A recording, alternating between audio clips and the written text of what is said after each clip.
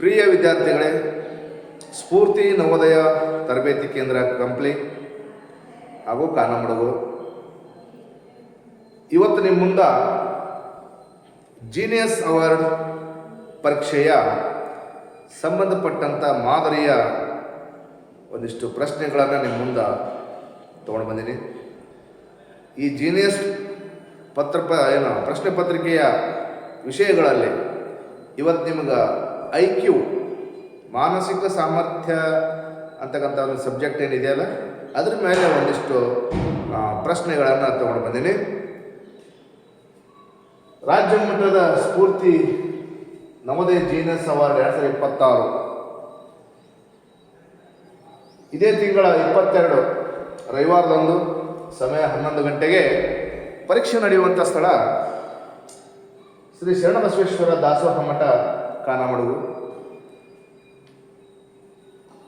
ವಿದ್ಯಾರ್ಥಿಗಳೇ, ಬರೀ ಒಂದೊಂದಾಗಿ ಪ್ರಶ್ನೆಗಳನ್ನು ಡಿಸ್ಕಸ್ ಮಾಡ್ಕೊಂತ ಹೋಗೋಣ. ಸೊ ಇಲ್ಲಿ ನಿಮಗೆ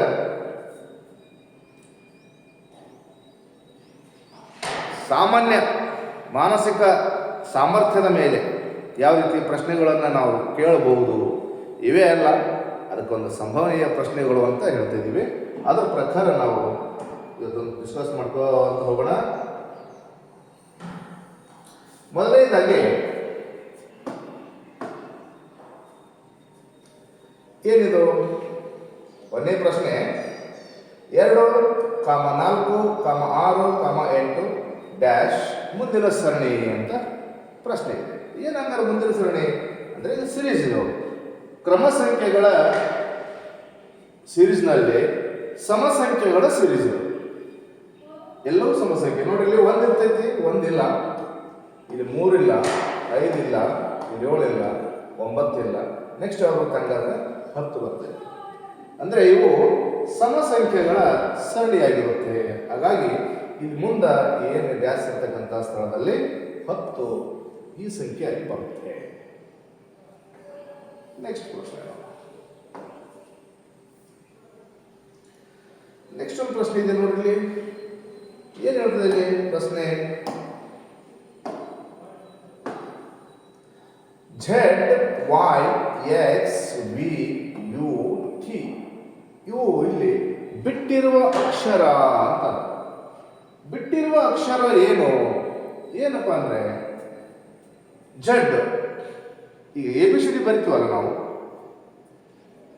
ABCD ಉಲ್ಟಾ ಬಂದದ. ಫಸ್ಟ್ ಏನು ಬರ್ತೀವಿ? XYZ, X W V U T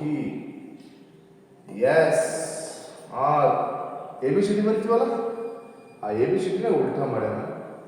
XYZ ಇತ್ತಲ್ಲ, XYZ. ಇಲ್ಲಿ ಏನು ಬರ್ತದ? RSTUVWXYZ. ಇದು ಅಂದರೆ ಇಲ್ಲಿ ಬರ್ತಕ್ಕಂಥ ಅಕ್ಷರ W. ಅಂದರೆ ಇದು ABCD ಅಕ್ಷರಗಳಲ್ಲಿ ಒಂದು ಸರಣಿ. ಓಕೆ, ನೆಕ್ಸ್ಟು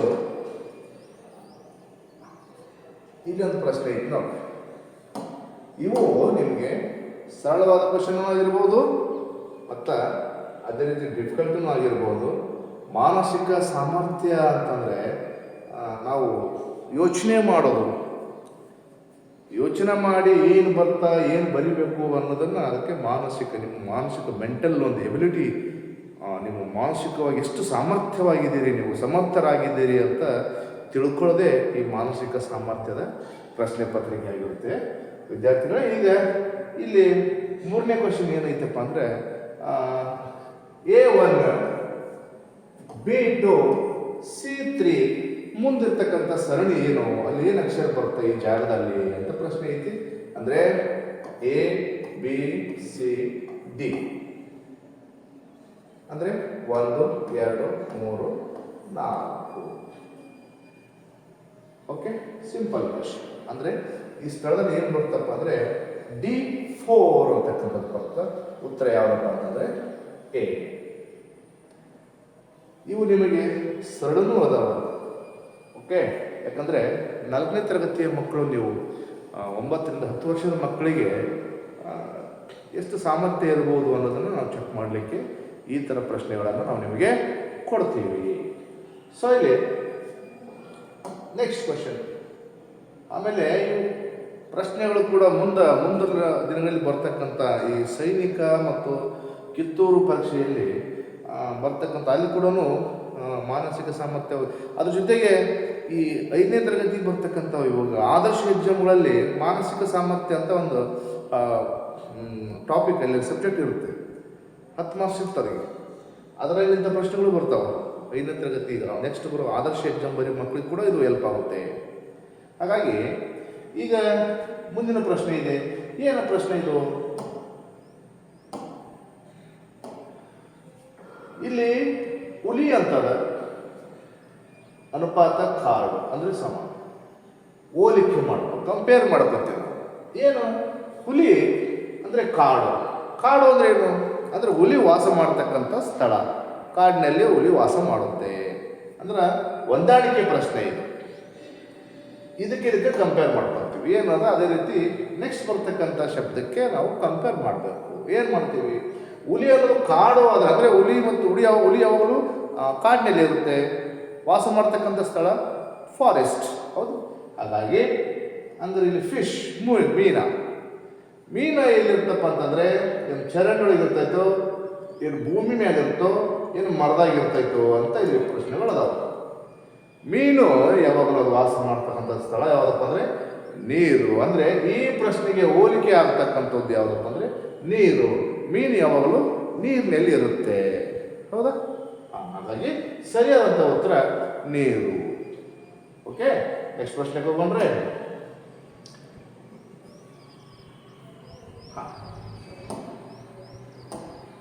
ನೋಡಿ, ಇಲ್ಲಿ 3 + 3 = 9 ಅಂತ ನೋಡೋದು. ಗಣಿತದಲ್ಲಿ ಹೋದರೆ 3 + 3 6 ಆಗುತ್ತೆ. ಅದವರು 3 + 3 9 ಮಾಡಿ ಅಂದರೆ 9 ಆಗುತ್ತೆ ಅಂತ ಹೇಳಿದ್ದಾರೆ. ಅಂದರೆ ಇದು ಮಾನಸಿಕವಾಗಿ ಥಿಂಕ್ ಮಾಡ್ತಕ್ಕಂಥ ಒಂದು ಪ್ರಶ್ನೆ. ಏನು ಹಂಗಾರೆ 3 + 3 ಗಣಿತ ಪ್ರಕಾರ ಹೋದರೆ 6 ಆಗುತ್ತೆ, ಆದರೆ 9 ಮಾಡ್ಯಾನ. ಹಾಗೆಯೇ 4 + 4 ಏನು? ಈಗ 4 + 4 ಮಾಡಿದರೆ ಎಷ್ಟಾಗುತ್ತೆ? 8 ಆಗುತ್ತೆ. ಇಲ್ಲಿ 8 ಕೂಡ ಆನ್ಸರ್ ಐತಿ. ಸರಿಯಲ್ಲ ಉತ್ತರ? ಹೌದಲ್ಲ? ಅಲ್ಲ, ಉತ್ತರ ತಪ್ಪು. ನಾವಿಲ್ಲಿ ಮಾನಸಿಕವಾಗಿ ವಿಚಾರ ಮಾಡಬೇಕಾದದ್ದು 3 + 3 ಮಾಡಿದರೆ 6 ಆಗ್ಬೋದು, ಅದ್ರ ಬದಲಿ 9 ಆಗಿದಪ್ಪ ಅಂತಂದರೆ ಇಲ್ಲಿ ಅವನು ಮನುಷ್ಯನೊಳಗಡೆ ಇಂಟು ಮಾಡಿದಾನೆ, ಹೊರಗಡೆ ಏನು ಮಾಡ್ಯಾನ? ಪ್ಲಸ್ ಕೊಟ್ಟ. ಅಂದರೆ 3 + 3 ಅಂದರೆ 3 × 3 ಮಾಡಿದರೆ 9 ಬರುತ್ತೆ. ಅದು ಪ್ಲಸ್ ಇರಲಿ, ಆದರೆ ದಿಸ್ ಇಸ್ ಲಾಜಿಕ್ ಕ್ವಶನ್. ಅಂದರೆ ನಾವು ಕೂಡ ಇಲ್ಲಿ ಇಂಟು ಮಾಡೋಣ. 4 × 4 16. ಎಲ್ಲಿದೆ ಆನ್ಸರ್? ಇಲ್ಲಿ ನೋಡಿ. ನೀವು ಮಕ್ಕಳು ಏನು ಮಾಡ್ತೀರಿ? ಎರಡನ್ನ ಪ್ಲಸ್ ಮಾಡಿ 8 ಕಾಣ್ ಬಿಡ್ತದ ಕಣ್ಣಿಗೆ. ಪರ್ಫೆಕ್ಟ್ ಗೊತ್ತಿದ್ದವರು ಹುಡುಕಾಡ್ತೀರಿ. ಏನೋ ಇದ್ರ ಬಗ್ಗೆ ಮಾಹಿತಿ ಇಲ್ಲ ಅನ್ನೋರು ಏನು ಮಾಡ್ತಾರೆ ಅಂದರೆ 4 + 4 ಇದೆ, 2 ಸೇರಿದ್ರೆ 8 ಆಗುತ್ತಾ, 8 ಇದೆ ಅಂತ ಹೇಳ್ಕೊಂಡು ಏನು ಮಾಡ್ತೀರಿ? ಇದಕ್ಕೆ ಆನ್ಸರ್ ಹಾಕಿಬಿಡ್ತೀರಿ. ಅದು ತಪ್ಪು. ಸರಿಯಾದ ಉತ್ತರ ಡಿ. ಅಂದರೆ ಇಲ್ಲಿ ಏನು ಮಾಡ್ಯಾನ, ಇದಕ್ಕೇನು ಹೋಲಿಕೆ ಮಾಡ್ಯಾನ ಅದೇ ಪ್ರಕಾರ ಇಲ್ಲಿ ಥರ ಮಾಡ್ಬೋದು. ಅಂದರೆ 3 × 3 9, ಅಂದರೆ 4 × 4 16. ಈ ಥರ ಲಾಜಿಕ್ ಆಗಿ ಪ್ರಶ್ನೆಗಳು ಇರ್ತವೆ. ನೆಕ್ಸ್ಟ್ ಕ್ವಶನ್ ಹೋಗೋಣ. ಇದು ಸಿಂಪಲ್ ಕ್ವಶನ್. ಇದನ್ನು ಎಲ್ಲರೂ ಮಾಡ್ತಾರೆ. ಸಿಂಪಲ್ ಪ್ರಶ್ನೆ. ಏನು? A B C D next ಬರ್ತಕ್ಕಂಥದ್ದು ಏನಪ್ಪ ಅಂತಂದರೆ ಈ ಏನು? ಒಂದು ಕ್ಯಾಪಿಟಲ್, ಒಂದು ಸ್ಮಾಲ್ ಲೆಟರ್. ಇಂಗ್ಲೀಷ್ನೊಳಗಡೆ ಒಂದು ಕ್ಯಾಪಿಟಲ್ ಲೆಟರ್, ಒಂದು ಸ್ಮಾಲ್ ಲೆಟರ್. ಆದರೆ ಇಲ್ಲಿ ಸ್ವಲ್ಪ ಪ್ರಶ್ನೆ ಗೊಂದಲ ಆಗೈತೆ. ಏನು ಗೊಂದಲ ಆಗುತ್ತೆ ಪ್ರಶ್ನೆ? ನೋಡ್ರಿ, ಇಲ್ಲಿ ಏನು ಮಾಡ್ತಂದ್ರೆ ಈ ಬರಬೇಕು, ಇಲ್ಲಿ ಈ ಬರಬೇಕು. ಆದರೆ ಒಂದೇ ಉತ್ತರ ಐತೆ ನೋಡಿ. ನೀವೇನು ಮಾಡ್ತೀರಿ? ಈ ಅಂತಕ್ಕಂಥದ್ದು ಈ ಬಸ್ ಬರುತ್ತೆ, ಓಕೆ ಈ ಬರುತ್ತೆ, ಆದರೆ ಯಾವ ಈ ಫಸ್ಟ್ ಬರಬೇಕು? ಫಸ್ಟು ಕ್ಯಾಪಿಟಲ್ ಬರಬೇಕು, ಆನಂತರ ಸ್ಮಾಲ್ ಲೆಟರ್ ಬರಬೇಕು. ಹಾಗಾಗಿ ಒಂದನೇ ಉತ್ತರ ತಪ್ಪು. ಸರಿಯಾದ ಉತ್ತರ ಯಾವುದಪ್ಪ ಅಂತಂದರೆ ಇಲ್ಲಿ ಐತೆ ನೋಡ್ರಿ, ಸಿ. ಇಲ್ಲಿ ಈ 4 ಪ್ರಶ್ನೆಗಳಿರ್ತಾವೆ, ಆಪ್ಷನ್ಸ್ ಏನು ಆಯ್ಕೆಗಳಿರ್ತಾವಲ್ಲ, ಆ ಆಯ್ಕೆಗಳಲ್ಲಿ ಕೂಡ ನೀವು ಮಕ್ಕಳು ಏನು ಮಾಡ್ತೀರಿ, ಗೊಂದಲ ಮಾಡಿಕೊಂಡು ತಪ್ಪು ಉತ್ತರ ಹಾಕ್ತೀರಿ. ಯಾಕಂದರೆ ಇಲ್ಲಿ ಈ ಬರ್ತದೆ, ಇದನ್ನು ಈ ಬರ್ತದೆ ಅಂತ ತಿಳ್ಕೊಂಡು ಈ ಫಸ್ಟ್ ಯಾವಾಗಲೂ ಸ್ಮಾಲ್ ಇ ಅಲ್ಲ, ಫಸ್ಟ್. ಯಾಕಂದರೆ ಎಲ್ಲದರಲ್ಲಿ ಫಸ್ಟ್ ಕ್ಯಾಪಿಟಲ್ ಲೆಟರ್ಸ್ಗಳು ಫಸ್ಟ್ ಬಂದವಪ್ಪ ಅಂತಂದಾಗ ಇಲ್ಲಿ ಕೂಡ ಕ್ಯಾಪಿಟಲ್ ಲೆಟರ್ ಫಸ್ಟ್ ಬಂದ. ಹೌದು, ಆ ಪ್ರಕಾರ ಆಪ್ಷನ್ ಸರಿಯಾಗಿ ಹುಡುಕಬೇಕು, ಅವಸರ ಮಾಡಬಾರ್ದು. ಭಾಳ ಮಕ್ಕಳು ಏನು ಮಾಡ್ತಾರಪ್ಪ ಅಂದರೆ ಹಿಂಗೆ ಸಣ್ಣ ಪುಟ್ಟ ಪ್ರಶ್ನೆಗಳನ್ನು ತಪ್ಪು ಮಾಡಿಕೊಂಡು ಉತ್ತರಗಳನ್ನು ತಪ್ಪು ಮಾಡ್ಕೊಳ್ತೀವಿ. ಓಕೆ, ಇಲ್ಲೊಂದು ಮುಂದಿನ ಪ್ರಶ್ನೆ ಇದನ್ನು ಐತಿ. ಅಗಳೇ ಹೇಳಿದ ಹಾಗೆ ಸೇಮ್ ಅದೇ ರೀತಿ ಪ್ರಶ್ನೆ ಇದು ಕೂಡ. ಏನಪ್ಪ ಅಂದರೆ 3 + 2 6 ಅಂತ ಹೇಳಿ ನಾವು 3 + 2 5 ಆಗ್ತೈತಿ, ಆದರೆ 6 ಆಗಲ್ಲ. ಇಲ್ಲಿ ಏನು ಮಾಡ್ತಂದ್ರೆ ಪ್ಲಸ್ ನೋಡಲಿಕ್ಕೆ ಐತಿ, ಆದರೆ ಒಳಗಡೆ ಇಂಟು ಮಾಡ್ಕೊಂಡಾಗ 3 × 2 = 6, 3 × 2 = 6. ಆನಂತರ ನೆಕ್ಸ್ಟ್ ಟೈಮ್ ಇದು ಕೂಡ 4 + 2 6 ಆಗುತ್ತೆ, ಆದರೆ 8 ಅಂತ ಕೊಟ್ಟನಪ್ಪ ಅಂದರೆ ಇಲ್ಲಿ ಕೂಡ ಅವನು ಏನು ಮಾಡ್ತಾನ, ಇಂಟು ಮಾಡ್ತಾನ. ಓಕೆ, ಹಾಗಾದರೆ ನಾವು ಈಗ ಇದನ್ನ ಏನು ಮಾಡಬೇಕು, ಇದನ್ನು ಕೂಡ ನಾವು ಇಂಟು ಮಾಡೋಣ. ಯಾವ ರೀತಿ ಇಂಟು ಮಾಡೋಣ? 5 × 5 + 2 ಸೇರಿಸಿದ್ರೆ 7 ಆಗುತ್ತೆ. 7 ಅಂದರೆ ಫಸ್ಟ್ ಆನ್ಸರ್ ಫಸ್ಟ್ಗೆ ಐತೆ ನೋಡ್ರಿ. ಫಸ್ಟ್ನೇ ಉತ್ತರ ಆಲ್ಮೋಸ್ಟ್ ಯಾವಾಗಲೂ ಆಳು ಕಾಡ್ತಾವು. ಅದಕ್ಕೆ ಸ್ವಲ್ಪ ಒಂದನೇ ಉತ್ತರ ಹಾಕಬೇಕಾದ್ರೆ ನೀವು ಒಂಚೂರು ವಿಚಾರ ಮಾಡಬೇಕು, ಹಂಗೆ ಸಡನ್ನಾಗಿ ಹಾಕಬಾರ್ದು. ಇಲ್ಲಿ ಆನ್ಸರ್ 5 × 2 = 10, 5 × 2 = 10. ಸರಿಯಾದ ಉತ್ತರ ಎಲ್ಲಿದ್ದಪ್ಪ ಅಂದರೆ 2ನೇದು. ಈ ಥರ ಅಲ್ಲಿ ಚಿಹ್ನೆ ಒಂದು ಕೊಟ್ಟಿರ್ತಾನೆ, ಆಮೇಲೆ ಆನ್ಸರ್ ಒಂದು ಇರ್ತೈತಿ. ಅಲ್ಲಿ ಏನು ಇದನ್ನು ಹೊಂದಾಣಿಕೆ ಮಾಡ್ಕೊಂಡು ಹೋಗಿರ್ತಾನೆ, ಅದೇ ಪ್ರಕಾರ ನಮ್ಗೆ ಬೇಕಾದಂಥ ಪ್ರಶ್ನೆಯಲ್ಲಿ ಹೊಂದಾಣಿಕೆ ಮಾಡ್ಕೊಂಡು ಹೋಗಬೇಕು. ಇದಕ್ಕೆ ಮಾನಸಿಕ ಸಾಮರ್ಥ್ಯದ ಪ್ರಶ್ನೆಗಳು ಅಂತ ಕರಿತೀವಿ. ಓಕೆಪ್ಪ? ಹಾಂ, ನೆಕ್ಸ್ಟ್ ಪ್ರಶ್ನೆ. ಇದೊಂದು ಚೂರು ಡಿಫಿಕಲ್ಟ್ ಐತಿ. ನಿಮಗೆ ಡಿಫಿಕಲ್ಟ್ ಇಲ್ಲ, ಯಾಕಂದ್ರೆ ನೀವು ಜಾನ್ ಬರ್ತೀರಿ, ನಿಮಗೇನು ಡಿಫಿಕಲ್ಟ್ ಇಲ್ಲ. ಆದರೆ ನೋಡೋಣ ಏನು. ABC BCD CDE ಮುಂದೆ ಏನು ಬರ್ತೈತಿ? ಏನು ಮಾಡಿನಪ್ಪ ಅಂತಂದರೆ ಇದು 2ರಿಂದ 3 ರೀತಿ ನೋಡ್ಬೋದು ನಾವು. ಏನು ABCD, ಇದು BCD, ನೆಕ್ಸ್ಟ್ E, ಇಲ್ಲಿ CDE ನಮಗೆ F ಅಂದರೆ ನೋಡಿ ಎಷ್ಟು ಸರಳವಾಗಿ ಬಂತು. ಏನು ಬರ್ತದೆ ಉತ್ತರ? DEF ಬರುತ್ತೆ ನೋಡ್ರಿ. DEF ಅಂದರೆ ಯಾವುದು ಎಲ್ಲಿದೆ ನೋಡ್ರಿ. DEF 2 ಅದಾವ, ಇಲ್ಲೊಂದು ಐತೆ. DEF ಇಲ್ಲೊಂದಿದೆ. ಯಾವುದು 2ರಲ್ಲಿ? ಇವು 2ರಲ್ಲಿ ಯಾವುದಪ್ಪ ಅಂತಂದ್ರೆ, ಯಾಕಂದ್ರೆ ನಮಗಿದು ತಪ್ಪು ಅಲ್ಲ. ಇದು DEF ಐತಿ, ಇದು DEF ಐತಲ್ಲ. ಯಾಕೆ ತಪ್ಪು ಅಂದರೆ ಇಲ್ಲೆಲ್ಲ ಲೆಟರ್ಸ್ಗಳು ಹೆಂಗದವಪ್ಪ ಅಂತಂದರೆ ಇಲ್ಲಿ ಸಣ್ಣ ಅಕ್ಷರ ಅಂದರೆ ಸ್ಮಾಲ್ ಲೆಟರ್ ಅಂತ ಹೇಳ್ತೀವಲ್ಲ, ಸ್ಮಾಲ್ ಲೆಟರ್ದಲ್ಲಿ ಐತಿ. ಇದು ಕ್ಯಾಪಿಟಲ್ ಲೆಟರ್ನಲ್ಲಿ ಐತಿ. ಹಾಗಾಗಿ ನಿಮ್ಮ ಸರಿಯಾದ ಉತ್ತರ ಡಿ ಆಗುತ್ತೆ. ಈ ರೀತಿ ನೀವು ಇವು ಎಲ್ಲ ಮುಂದೆ ಕೆಲವೊಂದು PDO ಮತ್ತು ಬ್ಯಾಂಕ್ ಎಕ್ಸಾಮ್ ಇಂಥವೆಲ್ಲ ದೊಡ್ಡ ದೊಡ್ಡ ಎಕ್ಸಾಮ್ ಕೂಡ ಬರ್ತವೆ ಇವು. ಇದು ಬರೀ ಒಂದು ನಮ್ಮ ಪರೀಕ್ಷೆ ಮುಂದೆ ಅಂತಲ್ಲ, ಯಾವುದೇ ಒಂದು ಕಾಂಪಿಟೇಷನ್ ಎಕ್ಸಾಮ್ ಬರೀ ಮುಂದೆ ಅವಾಗ ಆ ಕಾಂಪಿಟೇಷನ್ ಎಕ್ಸಾಮ್ಗೆ ಇದು ಬರುತ್ತೆ. Okay, next question. ಇಲ್ಲೊಂದು ಹೋಲಿಕೆ ಪ್ರಶ್ನೆ ಇದೆ, ಹೊಂದಾಣಿಕೆ ಪ್ರಶ್ನೆ ಇದೆ ನೋಡ್ರಿ. ಇದು ಕೂಡ ಸೇಮ್ ಹಂಗ ಹೋಲಿಕೆ. ಏನು? ರಾಷ್ಟ್ರ ಪಕ್ಷಿ ನವಿಲು, ರಾಷ್ಟ್ರ ಪಕ್ಷಿ ನವಿಲು, ರಾಷ್ಟ್ರ ಪ್ರಾಣಿ ಜಿಂಕೆ ಅಲ್ವಾ? ಜಿಂಕೆ ಅಲ್ವಾ? ಅಲ್ಲ, ಜಾಡ್ರಿದೆ ನೀವು ಸರ್. ನೀವೇನು ಸರ್ ಜಿಂಕೆ ಅಂತಲ್ಲ, ಜಿಂಕೆ ಅಲ್ಲ, ಸಿಂಹ ಸರ್. ಹೌದಿಲ್ಲ? ರಾಷ್ಟ್ರ ಪ್ರಾಣಿ ಸಿಂಹ, ಅದು ಅಲ್ಲ. Okay, very good. ಎಲ್ಲೋ ಜಾಡ್ರದ್ರಿ. ಅದು ಅಲ್ಲ ಅಂದರೆ ಸರಿಯಾದ ಉತ್ತರ ಹುಲಿ. ನಮ್ಮ ನ್ಯಾಷನಲ್ ಎನಿಮಲ್ ಟೈಗರ್, ರಾಷ್ಟ್ರ ಪ್ರಾಣಿ ಅಂತೀವಿ, ಅದು ಹುಲಿ. ಸರಿಯಾದ ಉತ್ತರ ಹುಲಿ. ಜಾಣ್ರದ್ರಿ ಮಕ್ಕಳು ಏನಿರಲ್ಲ, ಯಾಕಂದ್ರೆ ನೆಕ್ಸ್ಟ್ ಕ್ವಶನ್. ಇಲ್ಲಿ ಒಂದು ಪ್ರಶ್ನೆ ಇದೆ, ಇವೆಲ್ಲ ಇಂಪಾರ್ಟೆಂಟ್ ಪ್ರಶ್ನೆಗಳದಾವ, ನೋಡ್ಕೊಡ್ರಿ. ಇಲ್ಲಿ ಹಂಪೆ ಹೋಲಿಕೆ ವಿಜಯನಗರ. ಹಂಪೆ ಗೊತ್ತಿರೋ ಎಲ್ಲರಿಗೂ ವಿಶ್ವ ಪ್ರಸಿದ್ಧವಾದಂಥ ಹಂಪೆ, ವಿಜಯನಗರ ಸಾಮ್ರಾಜ್ಯದ ಹಂಪೆ. ಆ ಹಂಪೆ ಎಲ್ಲೈತಪ್ಪ ಅಂದರೆ ವಿಜಯನಗರ ಜಿಲ್ಲೆಯೊಳಗಡೆ ಇದೆ. ಹಾಗಾದರೆ ಪ್ರಸಿದ್ಧವಾದಂಥ ವಿಶ್ವ ಪ್ರಸಿದ್ಧವಾದಂಥ ಗೋಳಗುಮ್ಮಟ ಅದು ಯಾವ ಇದ್ರಾಗ ಐತಪ್ಪ ಅಂದರೆ ಅದು ಕೂಡ ವಿಜಯನಗರ ಜಿಲ್ಲೆಯೊಳಗೈತಿ. ಹೌದಿಲ್ಲ? ಅಲ್ಲ, ಎಲ್ಲಿದೆ ಅಂದರೆ ವಿಜಯಪುರ. ಈಗಿನ ವಿಜಯಪುರ, ಮೊದಲು ಏನು ಮಾಡ್ತೀವಪ್ಪ ನಾವು ಬಿಜಾಪುರ ಅಂತ ಕರಿತಿದ್ವಿ. ಮೊದಲ ಬಿಜಾಪುರ ಅಂತ ಕರಿತೀವಿ. ಇದಕ್ಕಾಗಿ ಮರುನಾಮಕರಣ ಆಗಿದ್ದಾವ ವಿಜಯಪುರ. ಇದು ಯಾಕೆ ನಾನು ಹೇಳಿದ್ನಪ್ಪ ಅಂದ್ರೆ ವಿಜಯನಗರ ಅಂತ, ಇಲ್ಲಿನ ವಿಜಯ ಅಂತದ ನಿಮಗೆ ಗೊಂದಲ ಮಾಡಿಕೊಂಡು ಆಪ್ಷನ್ ಒಳಗಡೆ ತಪ್ಪಾಗ್ತೀರಿ. ಹಾಗಾಗಿ ಉತ್ತರ ಇವೆರಡೂ ನೋಡ್ಕೊಂಡು ಸ್ವಲ್ಪ ಅವಸರ ಮಾಡ್ತೀರಿ. ಏನು ಮಾಡ್ತೀರಿ, ವಿಜಯಪುರ ಹೋಗಿ ವಿಜಯನಗರಕ್ಕೆ ಹಾಕಿಬಿಡ್ತೀರಿ. ಯಾಕಂದ್ರೆ ಇದು ವಿಜಯನಗರ ಅಂತಕ್ಕಂಥ ತಲೆಗಿರುತ್ತೆ ಆಲ್ರೆಡಿ. ಸಡನ್ ಆಗಿ ಸರಿಯಾಗಿ ಉತ್ತರ ಹುಡುಕೇ ಹೊಡಿತೀರಿ, ವಿಜಯಪುರ ಅಂತ ಗೊತ್ತಿರುತ್ತೆ. ಆದರೆ ಇಲ್ಲಿ ಬರೆಯುವಾಗ ಮಾತ್ರ ಭಾಳ ಗೊಂದಲ ಮಾಡ್ಕೊತೀರಿ. ವಿದ್ಯಾರ್ಥಿಗಳಾದ್ರೆ ನೀವು ಮಾಡ್ಕೋಬೇಡ್ರಿ. ಓಕೆ, ವಿಶ್ವ ಪ್ರಸಿದ್ಧ ಗೋಳಗುಮ್ಮಟ ಎಲ್ಲೈತಿ?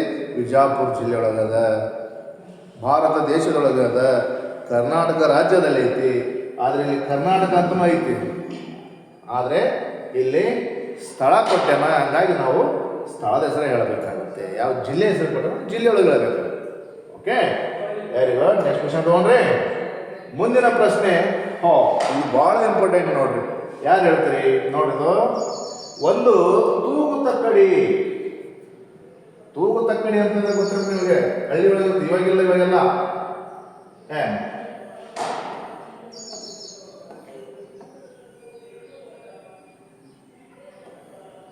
ತೂಗು ತಕ್ಕಡಿ ಈ ಹೋಯ್ತದ ಕಾಲ, ಅವಾಗಿತ್ತು ಹಿಂಗ.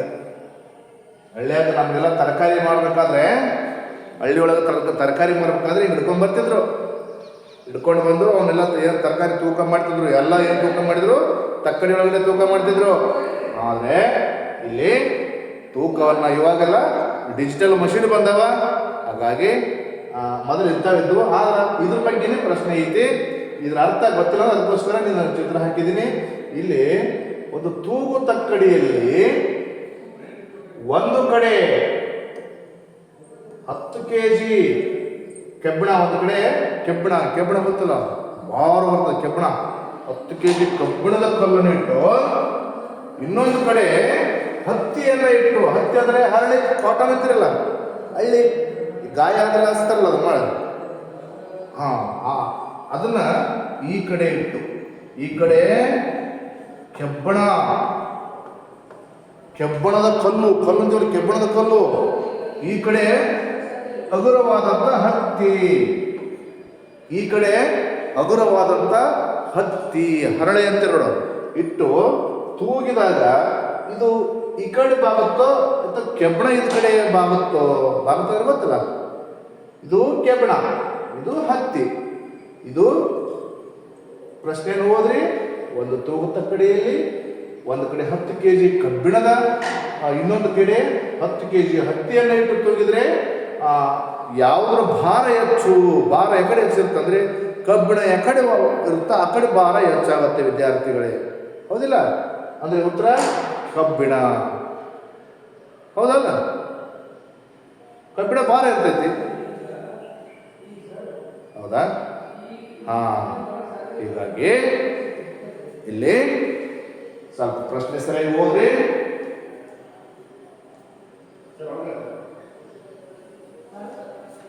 ಅದಕ್ಕೆ ಇಲ್ಲಿ ನೀವೇನ್ ಮಾಡ್ಬೇಕು, ಪ್ರಶ್ನೆ ಓದ್ರಿ. ಬಹಳ ಜನ ಆನ್ಸರ್ ಕಬ್ಬಿಣ ಅಂತ ಬರ್ದಿರ್ತಾರೆ, ಕಬ್ಬಿಣ ಅಲ್ಲ. ಪ್ರಶ್ನೆ ಸರಿಯಾಗಿ ಓದ್ಬೇಕು. ಇದಕ್ಕೆ ಮಾನಸಿಕ ಸಾಮರ್ಥ್ಯದ ಪ್ರಶ್ನೆ ಅಂತ ಕರಿತೀವಿ. ಇಲ್ಲಿ 10 kg ಕಬ್ಬಿಣ ಐತಿ, ಹತ್ತಿರು ಎಷ್ಟೈತಿ? 10 kg ಅದ. ಹತ್ತಿರು ಕಬ್ಬಿಣ 10 kg ಇಷ್ಟೇ ಇರ್ತದೆ, ಆದ್ರೆ ಹತ್ತಿ 10 kg ಜಾಸ್ತಿ ಇರ್ತೈತಿ. ಆದರೆ ಸರಿಯಾದಂಥ ಉತ್ತರ ಯಾವುದಪ್ಪ ಅಂದರೆ ಇದು. ಯಾಕೆ ಹೇಳ್ರಿ? ಎರಡು ಕ್ವಾಂಟಿಟಿ ಅಷ್ಟೇ ಐತಪ್ಪ ಅಂತಂದ್ರೆ, ಎರಡು ತೂಕ ಅಷ್ಟೇ ಐತಪ್ಪ ಅಂತಂದ್ರೆ ಇದೇನಕ್ಕೈತಿ? ಎರಡು ಸಮ ಆಗತ್ತ. ಹೌದಿಲ್ಲ? ತಲೆಗೆ ಏನು ಬರ್ತೇವೆ, ಮಾನಸಿಕವಾಗಿ ಏನು ಮಾಡ್ತೀರಿ? ಕಬ್ಬಿಣ ಯಾವಾಗಲೂ ಅಜ್ಜಿ ಇರ್ತದ, ಹತ್ತಿ ಅವರು ಇರುತ್ತ ಅಂತ ತಿಳ್ಕೊಂಡು ಏನು ಮಾಡ್ತೀರಿ? ಹತ್ತಿ ಅಂತ ಹೇಳ್ತೀರಿ. ಈ ಒಂದೇ ಉತ್ತರ ಹಾಕ್ತೀರಿ ನೀವು. ಸಾರಿ, ಅದು ಕಬ್ಬಿಣ ಎರಡನೇ ಉತ್ತರ ಹಾಕ್ತೀರಿ. ಆದ್ರೆ ಕಬ್ಬಿಣ ಭಾರ ಇರುತ್ತೆ, ಓಕೆ. ಆದರೆ ಕ್ವಾಂಟಿಟಿ ಎಷ್ಟೈತಿ? ಅದು 10 kg ಅದ, ಹತ್ತಿನೂ 10 kg, ಎರಡು 10 kg ಇದ್ದಾಗ ಮತ್ತು ಎರಡು ಭಾರ ಸಮ ಆಗುತ್ತಲ್ಲ. ಹಾಗಾಗಿ ಸರಿಯಾದಂಥ ಉತ್ತರ ಇದು. ಓಕೆ, ಇಂಥ ಪ್ರಶ್ನೆಯನ್ನು ಸರಿಯಾಗಿ ಓದಿ. ಇದಕ್ಕೆ ಮಾನಸಿಕ ಸಾಮರ್ಥ್ಯದ ಪ್ರಶ್ನೆಗಳು ಅಂತ ಕರಿತೀವಿ. ಇಲ್ಲಿ ಒಂದು ಪ್ರಶ್ನೆ ಐತಿ ನೋಡ್ರಿ.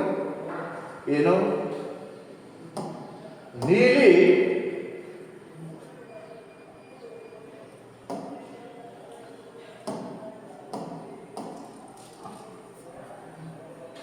ನೀಲಿ ಕಪ್ಪು, ಕಪ್ಪು ಎಂದರೆ ಕೆಂಪು, ಕೆಂಪು ಎಂದರೆ ಹಳದಿ, ಆದರೆ ರಕ್ತದ ಬಣ್ಣ ಯಾವುದು?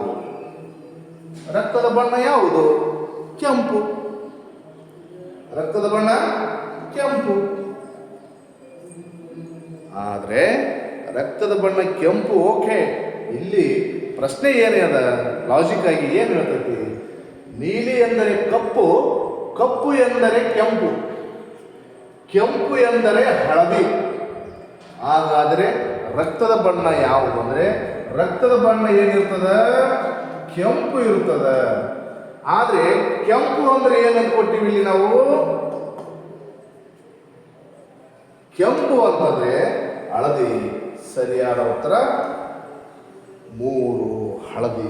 ಇಲ್ಲಿ ಏನು ನಾವು ಲಾಜಿಕ್ ಹೇಳ್ತೀವಿ ಅದ್ರ ಪ್ರಕಾರ ಆನ್ಸರ್ ಮಾಡಬೇಕಾಗತ್ತೆ. ರಕ್ತದ ಬಣ್ಣ ಯಾವುದು ಅಂದ್ರೆ ಕೆಂಪು. ಕೆಂಪು ಅಂದ್ರೆ ಏನು ನಾವು ಇಂಡಿಕೇಟ್ ಮಾಡಿವಿ ಇಲ್ಲಿ? ಕೆಂಪು ಅಂತಂದ್ರೆ ಹಳದಿ ಅಂತ ಕರಿತೀವಿ. ಅದಕ್ಕೆ ಅವಾಗ ಉತ್ತರ ಹಳದಿ ಅಂತೇಳಿ ನಾವು ಉತ್ತರ ಹೇಳಬೇಕು. ಹೌದಾ? ಪ್ರಶ್ನೆ ಓದಿದ್ರೆ ಅರ್ಥ ಆಗುತ್ತೆ. Next question. ಈಗ ಸಮಯ 11:35 ಆಗಿದೆ. ಅರ್ಧ ಗಂಟೆಯ ಮುಂಚೆ ಸಮಯ ಎಷ್ಟಾಗಿತ್ತು? ನೋಡಿ, ಇದು ಸಿಂಪಲ್ ಪ್ರಶ್ನೆ. ವಾಚ್ ಬಗ್ಗೆ ಯಾರಿಗೆ ಅರ್ಥ ಆಗ್ತದೆ, ಗಡಿಯಾರ ಬಗ್ಗೆ ಅವ್ರಿಗೆ ಗೊತ್ತಾಗುತ್ತೆ. ಈಗ ಸಮಯ 11:30 ಇದು ಪ್ರೆಸೆಂಟ್.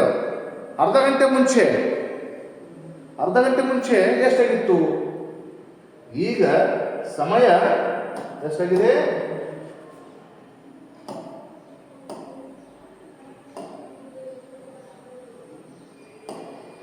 ಈಗ ಸಮಯ 11:35 ಈ ಸದ್ಯ. ಅರ್ಧ ಗಂಟೆ ಹಿಂದೆ ಎಷ್ಟಾಗಿತ್ತು? ಅರ್ಧ ಗಂಟೆ ಹಿಂದೆ ಎಷ್ಟಾಗಿತ್ತಪ್ಪ ಅಂತಂದ್ರೆ ಅರ್ಧ ಗಂಟೆ ತೆಗೆದು ಬಿಡ್ಬೇಕು ನೀವು. 5:05 ಎಷ್ಟಾಗಿತ್ತು? 11:05 ಆಗಿತ್ತು. ಅರ್ಧ ಗಂಟೆಯ ಮುಂಚೆ. ಈಗ ಅರ್ಧ ಗಂಟೆ ಮುಂಚೆ ಬರ್ಬೇಕಿಲ್ಲ ನೀನು ಅಂತ. ಈಗ 11:35 ಆಗಿತ್ತು. ಅಯ್ಯೋ, ಇನ್ನು ಅರ್ಧ ಗಂಟೆ ಮುಂಚೆ ಬಂದಿದ್ರೆ ಚಲೋ ಆಗ್ತಿತ್ತು. ನಾವು ಅಂದ್ರೆ ಅರ್ಧ ಗಂಟೆ ಮುಂಚೆ ಅಂದ್ರೆ ಏನು? 11:35 ಬಂದಿದ್ರೆ ಯಾವುದು 11:05 ಬಂದಿದ್ರೆ ನೀವು ಟ್ರೈನ್ ಸಿಗ್ತಿತ್ತು ಅಂತ ಹಿಂಗಂದಾಗ. ಹಾಗಾಗಿ ಅರ್ಧ ಗಂಟೆ ಮುಂಚೆ ತೆಗೆದುಕೊಳ್ಳೋಣ. ಅಂದ್ರೆ ಎಷ್ಟಾಗಿ ಸಮಯ? 11:05. ಓಕೆನಾ? ನೆಕ್ಸ್ಟ್ ಕ್ವಶನ್ ನೋಡ್ರಿ. ಇಲ್ಲೊಂದು ನೋಡ್ರಿ ಇಂಪಾರ್ಟೆಂಟ್. ಇದು ಕೂಡ ಲಾಜಿಕ್ ಆಗಿ ಇಂಪಾರ್ಟೆಂಟ್ ಕ್ವಶನ್ ಇದೆ. ಏನಪ್ಪಾ ಅಂತಂದ್ರೆ ಏಕಕಾಲದಲ್ಲಿ ಅಂದ್ರೆ ಒಂದೇ ಸಮಯದಲ್ಲಿ ಏಕಕಾಲದಲ್ಲಿ ಬಟ್ಟೆಯನ್ನು ಒಣ ಹಾಕಲಾಗಿದೆ. ಬಟ್ಟೆ ತೊಳೆದು ಹಾಕ್ತಾರೆ ನೋಡು, ನಿಮ್ಮ ತಾಯಿದಾರ ಹಾಕ್ತಾರಲ್ಲ, ಬಟ್ಟೆ ತೊಳೆದು ಬಿಸಿಲಿಗೆ ಹಾಕಿರ್ತಾರೆ. ಒಂದು ಸೀರೆ ಒಣಗಲು 1 ಗಂಟೆ ಬೇಕು. 5 ಸೀರೆ ಒಣಗಲು ಎಷ್ಟು ಗಂಟೆ ಬೇಕು? ಒಂದು ಸೀರೆ ಒಣಗಬೇಕಾದ್ರೆ 1 ಗಂಟೆ, 5 ಸೀರೆ ಒಣಗಬೇಕಾದ್ರೆ 5 ಗಂಟೆ ಬೇಕು. ಹೌದಿಲ್ಲ? ಒಂದು ಸೀರೆ ಒಣಗಕ್ಕೆ 1 ಗಂಟೆ ಬೇಕು, 5 ಸೀರೆ ಒಣಗಬೇಕಾದ್ರೆ 5 ಗಂಟೆ ಬೇಕು, 10 ಸೀರೆ ಒಣಗಬೇಕಾದ್ರೆ 10 ಗಂಟೆ ಬೇಕು, 20 ಸೀರೆ ಒಣಗಬೇಕಾದ್ರೆ 20 ಗಂಟೆ ಬೇಕು. ಹೌದಿಲ್ಲ? ಅಲ್ವಾ? ಅಲ್ಲ. ಯಾಕಲ್ಲ ಅಂದರೆ ಇದೈತೆ ನೋಡಿ. ಏಕಕಾಲದಲ್ಲಿ ಎಟ್ ಎ ಟೈಮ್ ಒಂದೇ ಸಮಯದಲ್ಲಿ ತೊಳೆದು ಒಣಗಿ ಕೊಡೋದು ಹಾಕಿ ಕೊಡ್ತಾರೆ. ಒಂದೇ ಸಮಯ ಹಾಕಿದರೆ 1000 ಸೀರೆ ಹಾಕಿದ್ರು ಕೂಡ ಒಂದೇ ಗಂಟೆಯಲ್ಲಿ ಒಣಗ್ತಾವ. ಒಂದೇ ಸಮಯದಲ್ಲಿ ಹಾಕಿದರೆ ಬೇರೆ ಬೇರೆ ಸಮಯದಲ್ಲಿ ಹಾಕಿದ್ರೆ ಬೇರೆ ಬೇರೆ ಆಗ್ತದೆ.